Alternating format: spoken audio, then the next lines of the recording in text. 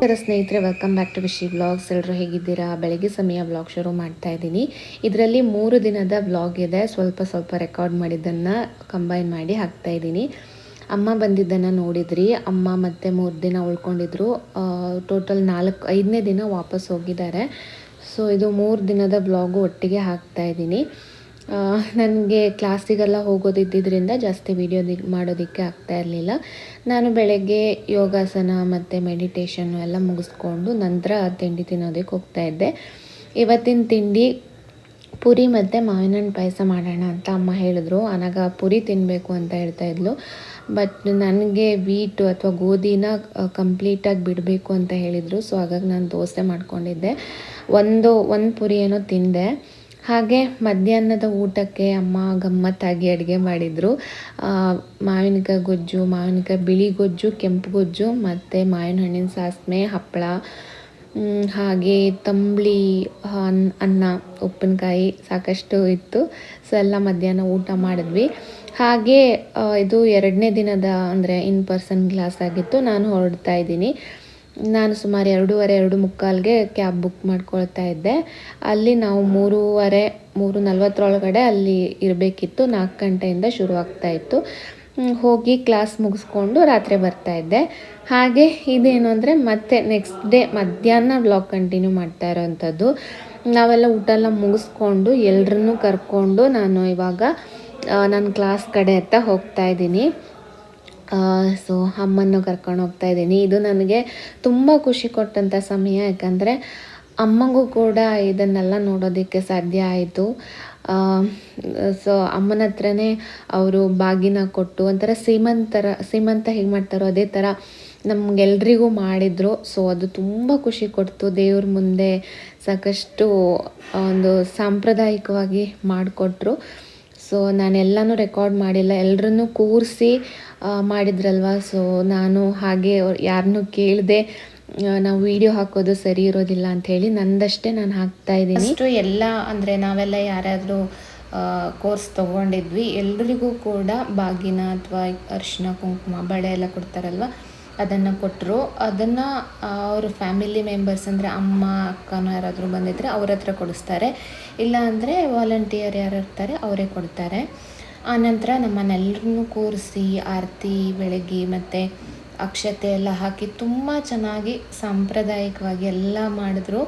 ಅಮ್ಮಂಗಂತೂ ತುಂಬಾ ಖುಷಿಯಾಗ್ಬಿಡ್ತು. ಇಂಥ ದೇವ್ರ ಸನ್ನಿಧಿಯಲ್ಲಿ ಈ ಥರ ಒಂದು ಏನಂದರೆ ಸೀಮಂತ ಥರ ಮಾಡಿದ್ರಲ್ವ, ತುಂಬಾ ಖುಷಿಯಾಗ್ಬಿಡ್ತು. ಆನಂತರ ಊಟ ಇತ್ತು, ಪ್ರಸಾದ ಅಂತಲೇ ಹೇಳ್ಬೋದು. ತುಂಬ ಚೆನ್ನಾಗಿತ್ತು. ಊಟ ಎಲ್ಲ ಮುಗಿಸ್ಕೊಂಡು ಹೊರಟ್ವಿ ಬೇಕಷ್ಟೇ.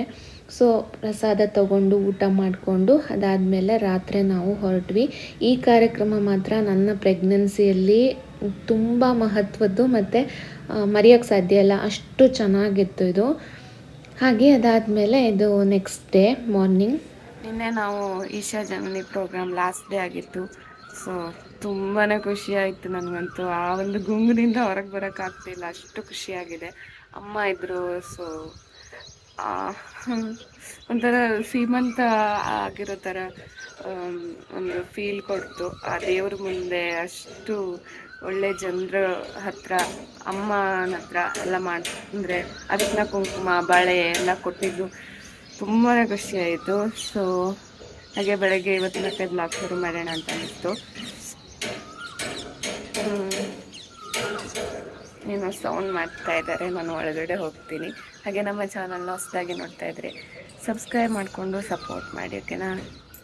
ಹಾಗೆ ನಂತರ ಬೆಳಗ್ಗೆ ತಿಂಡಿ ಅಮ್ಮ ಮಾವಿನ ಹಣ್ಣೆಲ್ಲ ತೊಗೊಂಬಂದಿದ್ರು.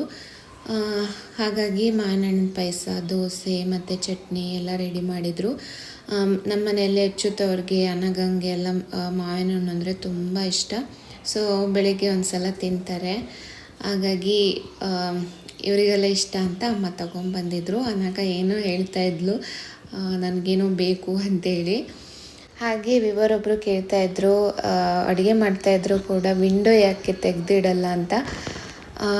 ಅಲ್ಲಿ ಮೆಶ್ ಡೋರ್ ಇದೆ, ಗ್ಲಾಸ್ ಡೋರನ್ನು ನಾವು ಓಪನ್ನೇ ಇಡ್ತೀವಿ. ಮೆಶ್ ಇರೋದ್ರಿಂದ ಗಾಳಿ ಬೆಳಕು ಚೆನ್ನಾಗೇ ಬರುತ್ತೆ. ಸೊ ಹಾಗಾಗಿ ಇವಾಗ ತಿಂಡಿ ತಿನ್ನಬೇಕು.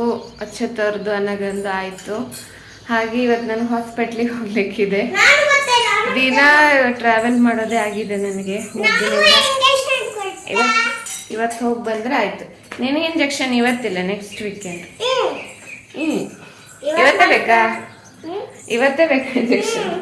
ನನಗೆ ಇವತ್ತು ಟಿ ಇಂಜೆಕ್ಷನ್ ಇದೆ, ಮತ್ತು ರೆಗ್ಯುಲರ್ ಚೆಕಪ್ 4 ತಿಂಗಳು ತುಂಬ ಮೇಲೆ ಬನ್ನಿ ಅಂತ ಒಂದು ಚೆಕಪ್ ಇರುತ್ತಲ್ಲ, ಅದು ಹೋಗೇ ಆಗಿರಲಿಲ್ಲ ನನಗೆ. ಮನೆ ಶಿಫ್ಟಿಂಗು ಮತ್ತು ಏಷ್ಯಾ ಜನನಿ ಕೋರ್ಸು ಎಲ್ಲ ಹೇಳ್ತಾ ಆಗೇ ಇರಲಿಲ್ಲ. ಸೊ ಇವತ್ತು ನಾನಲ್ಲಿ ಹೋಗಿ ಬರ್ತಾಯಿದ್ದೀನಿ.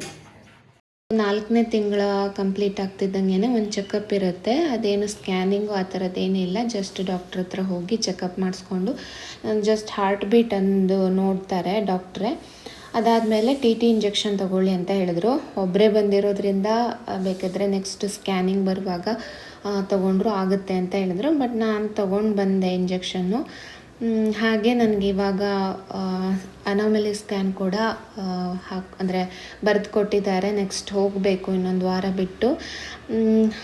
ಎಲ್ಲ ಮುಗಿಸ್ಕೊಂಡು ನಾನು ಇವಾಗ ವಾಪಸ್ ಹೋಗ್ತಾ ಇದ್ದೀನಿ. ಹಾಸ್ಪಿಟ್ಲಲ್ಲಿ ಏನೂ ವೀಡಿಯೋ ಮಾಡಿರಲಿಲ್ಲ, ಜಸ್ಟ್ ಹೋಗಿದ್ದು ಬಂದಿದ್ದು ಅಷ್ಟೇ ನಾನು ವ್ಲಾಗ್ ಮಾಡಿದ್ದು. ನಾನು ಒಬ್ಬಳೇ ಹೋಗಿದ್ನಲ್ಲ, ಹಾಗಾಗಿ ಒಂದು ಸಲ ನಾನು ಕರೆದ್ರು, ನಾನು ವಾಶ್ರೂಮಿಗೆ ಹೋಗ್ಬಿಟ್ಟಿದ್ದೆ, ಗೊತ್ತೇ ಆಗಲಿಲ್ಲ. ಒಬ್ಬನೇ ಬಂದಿದ್ರಾ ಅಂತ ಕೇಳಿದ್ರು ಸಿಸ್ಟರು. ಸೊ ಆನಂತರ ಇಂಜೆಕ್ಷನ್ನೆಲ್ಲ ಹಾಕ್ಸ್ಕೊಂಡು ವಾಪಸ್ ಬಂದೆ. ನನಗಂಗೆ ಸ್ವಲ್ಪ ತಿಂಡಿ ತೊಗೊಂಬಂದಿದ್ದೆ.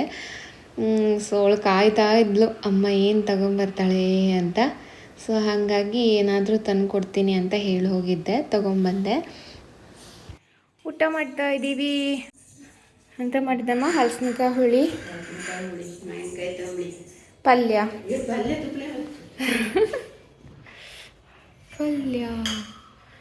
ಹಬ್ಬ ಬಂದ ತಕ್ಷಣ ಈ ಥರ ಬಿಸಿ ಬಿಸಿ ಊಟ ರೆಡಿ ಇದ್ದರೆ ನಮ್ಮಂಥ ಭಾಗ್ಯವಂತರು ಯಾರೂ ಇಲ್ಲ. ಹಪ್ಪಳ, ಈ ವರ್ಷದ ಹಪ್ಪಳ.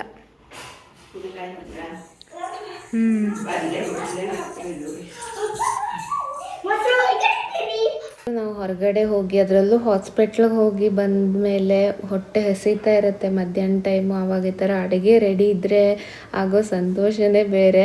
ಸೊ ನನಗೆ ಹಾಗೆ ಅನ್ನಿಸ್ತಾ ಇತ್ತು. ಅಮ್ಮ ರುಚಿಯಾಗಿ ಅಡುಗೆ ಮಾಡಿದರು, ನಾನು ಊಟ ಮಾಡಿದೆ.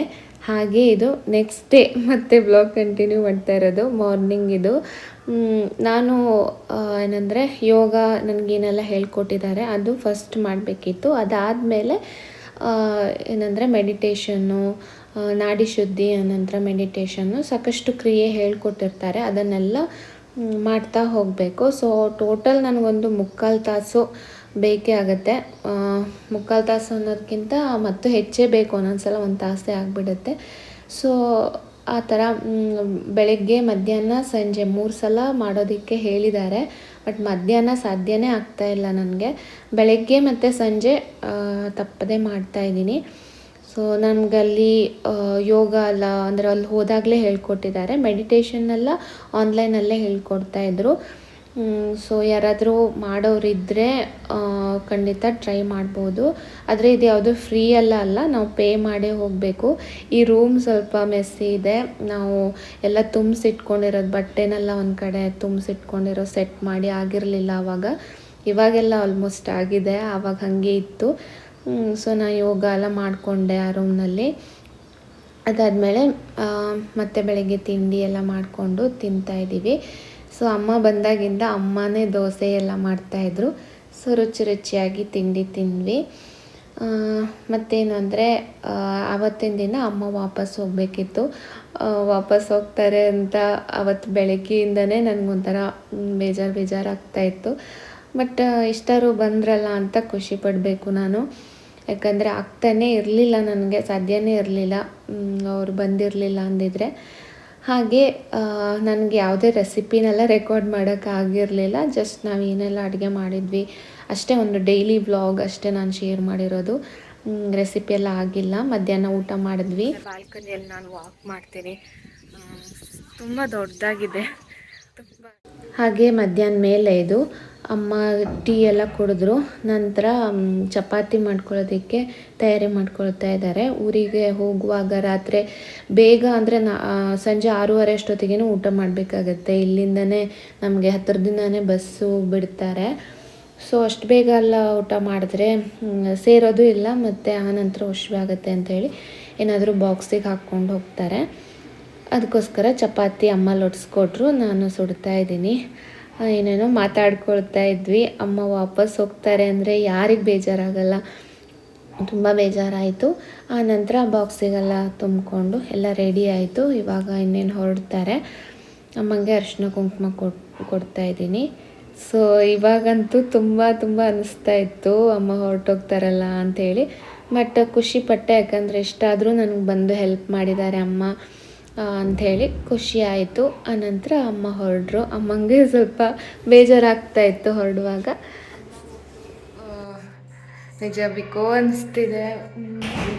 4-5 ದಿನ ಉಳ್ಕೊಂಡಿದ್ರಲ್ಲ, 5 ದಿನ ಆಗಿತ್ತು ಇವತ್ತಿನ ದಿನ. ಸೊ ಬೇಜಾರಾಗ್ತಿದೆ, ಬಟ್ ಏನು ಮಾಡೋದು, ಹೋಗಲೇಬೇಕು. ಇಷ್ಟು ದಿನ ನನಗೆ ಬಂದು ಹೆಲ್ಪ್ ಮಾಡಿದ್ರಲ್ಲ, ಅದೇ ನನ್ನ ಖುಷಿ. ಅಮ್ಮ ಹೋಗುವಾಗ ಆಗೋ ಬೇಜಾರು ಹೇಳೋಕ್ಕೆ ಸಾಧ್ಯ ಇಲ್ಲ, ಏನು ಮಾಡೋಕ್ಕಾಗಲ್ಲ.